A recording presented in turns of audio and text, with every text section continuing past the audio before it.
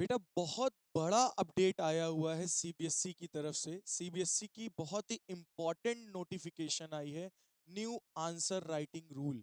और बेटा इस वीडियो को आप जरूर से जरूर देखें और जितने भी आपके फ्रेंड्स सीबीएसई क्लास 10th के बच्चे हों उन्हें जरूर शेयर कर दीजिए। नहीं तो बेटा आप सही आंसर लिख के आएंगे और फिर भी आपको मार्क्स नहीं मिलेगा। जी हाँ, आप सही आंसर लिख के आएंगे फिर भी आपको मार्क्स नहीं मिलेगा। तो ध्यान से इस वीडियो को देखिएगा, जो जो चीजें मैं बता रहा हूं ध्यान से उसको समझिएगा और उसी के अकॉर्डिंग चलिएगा, क्योंकि सीबीएसई ने न्यू आंसर राइटिंग रूल की नोटिफिकेशन निकाल दी है और उसी के अकॉर्डिंग आपको करना होगा। अगर आपने नहीं किया और आपने सही अगर आप उनके अकॉर्डिंग नहीं चले तो आप सही आंसर लिखने के बाद भी आपको कोई भी मार्क्स नहीं मिलेगा। तो चलिए स्टार्ट करते हैं। तो CBSE class 10th science exam pattern ये आपको क्लास आपके कोचिंग टीचर्स ने यूट्यूब में कई सारे वीडियोस में आप लोग देख ही चुके होंगे कि क्लास 10 साइंस एग्जाम पैटर्न कैसा होने वाला है। तो बेटा ओवरऑल जो स्ट्रक्चर है, आपका टोटल 80 मार्क्स का पेपर होता है, सभी बच्चों को पता है। 20 मार्क्स के इंटरनल असेसमेंट एंड प्रैक्टिकल्स होते हैं। टाइम ड्यूरेशन आपका 3 आवर्स का रहेगा। टोटल क्वेश्चंस आपके 39 क्वेश्चंस आपके रहेंगे। सारे के सारे क्वेश्चंस आपके कंपलसरी हैं। ठीक है। सेक्शन को डिवाइड कर दिया गया, पहले बायोलॉजी फिजिक्स केमिस्ट्री सब मिक्स आता था, लेकिन अब की बार आपके सारे सब्जेक्ट्स को डिवाइड कर दिया गया। साइंस में बायोलॉजी का सेक्शन अलग होगा, केमिस्ट्री का अलग होगा, फिजिक्स का अलग होगा। तो जिस हिसाब से जो सेक्शन होगा उसी ऑर्डर में आपको आंसर राइटिंग करनी है। इस बात का जरूर ध्यान दीजिएगा। पहला सेक्शन बायो का होगा तो पहले बायो के सारे आंसर्स करने हैं। दूसरा सेक्शन केमिस्ट्री का होगा तो केमिस्ट्री के आंसर्स आपको लिखने हैं। तीसरा फिजिक्स का होगा तो फिजिक्स का लिखना। Must follow order when writing answer. आप लोग स्क्रीनशॉट भी ले सकते हैं। सेक्शन वाइज ब्रेक डाउन कर दिया गया है। मार्क डिस्ट्रीब्यूशन आपको सबसे पहले पेपर में क्या करना है, ऊपर सेक्शन लिखना है, जो भी सेक्शन है, बायोलॉजी का सेक्शन है, फिर सब्जेक्ट लिखना है, बायोलॉजी है, फिजिक्स है, केमिस्ट्री है, और फिर अप्रॉक्स कितने मार्क्स का है। जैसे बायोलॉजी आपका 30 मार्क्स का आ रहा है, केमिस्ट्री फिजिक्स 25 मार्क्स का आ रहा है। ठीक है। तो बायोलॉजी जैसे आया 30 मार्क्स है तो सबसे पहले उसमें आप एमसीक्यू करेंगे, एजर्शन रीजन आएगा, शॉर्ट आंसर आएंगे, केस बेस्ड स्टडी आएंगे। इसी तरह केमिस्ट्री में आएगा एंड फिजिक्स में आएगा। ठीक है। तो आपका 30 मार्क्स का bio, physics 25 marks and chemistry 25 marks. ठीक है। Question include multiple choice questions आपके रहेंगे, एजर्शन रीजन रहेंगे, वेरी शॉर्ट आंसर रहेंगे, शॉर्ट आंसर रहेंगे, केस बेस्ड स्टडी क्वेश्चन रहेंगे। ईच सेक्शन, हर सेक्शन में केस बेस्ड स्टडी होगा, इस बात का ध्यान रखिएगा आप लोग। ठीक है।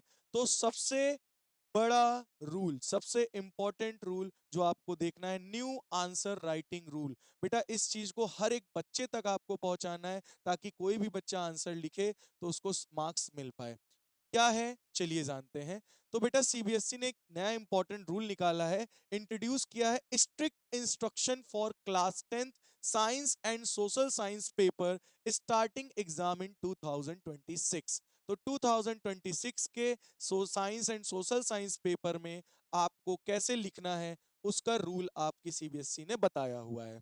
You must label and divide your answer book into 3 sections. आपको सबसे पहले तो जो कॉपी दी जाएगी उस कॉपी को आपको 3 सेक्शंस में डिवाइड कर लेना है। सबसे पहला section biology, then chemistry and then physics. ये जो मैं ऑर्डर बोल रहा हूं इसी ऑर्डर में आपको सेक्शंस को डिवाइड करना है। पहले बायोलॉजी सेक्शन रहेगा, फिर केमिस्ट्री सेक्शन, लास्ट में रहेगा फिजिक्स सेक्शन। इसी तरह डिवाइड करके आपको अलग अलग सेक्शंस में डिवाइड कर लेने हैं। अपनी कॉपी को 3 सेक्शंस में डिवाइड कर लेना है, बायोलॉजी, फिजिक्स एंड केमिस्ट्री में। ठीक है।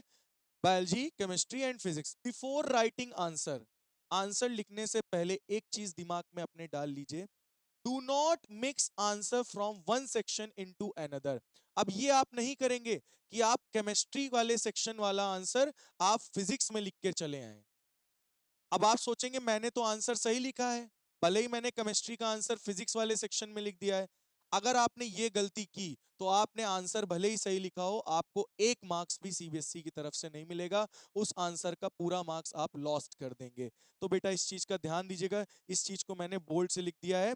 Do not mix answer from one section into another. If answers are written in the wrong section or mix across section, those responses those responses may not be evaluated and marks be lost। आपका marks वहीं पे खत्म। आप answer सही लिख के आएंगे होंगे तब भी आपका आंसर कट जाएगा, आपको एक भी मार्क्स नहीं मिलेगा। तो इस बात का ध्यान दीजिएगा, आपको हर सेक्शन को डिवाइड कर देना है और जिस सेक्शन का जो भी आपका आंसर हो उसी सेक्शन में लिखिएगा। फिजिक्स को केमिस्ट्री में, केमिस्ट्री को बायो में मिक्स बिल्कुल मत करिएगा, नहीं तो आपको एक भी मार्क्स नहीं मिलेगा। यही बेटा सबसे इंपॉर्टेंट नोटिफिकेशन था सीबीएसई की तरफ से, आपको जो जानना चाहिए। अगर आपको ये चीज समझ में आई हो तो मैं जाते जाते आपको एक टिप देना चाहूंगा प्रिपरेशन के लिए।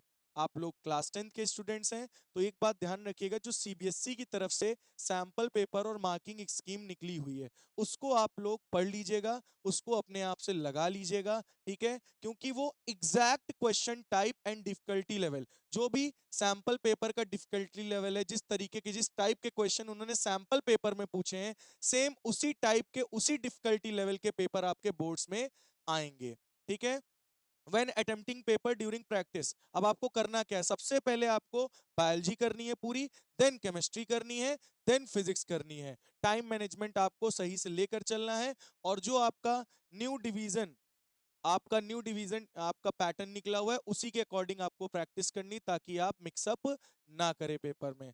तो सभी बच्चों को मेरी तरफ से बेस्ट ऑफ लक, और सभी बच्चों को ये वीडियो शेयर कर दीजिए ताकि उन तक ये इन्फॉर्मेशन पहुंच जाए। नहीं तो बहुत सारे ऐसे बच्चे हैं जिनको ये चीज नहीं पता होगी, और अगर नहीं पता होगी, अगर उन्होंने आंसर मिक्सअप कर दिए तो बेटा उनको एक भी मार्क्स नहीं मिलेगा।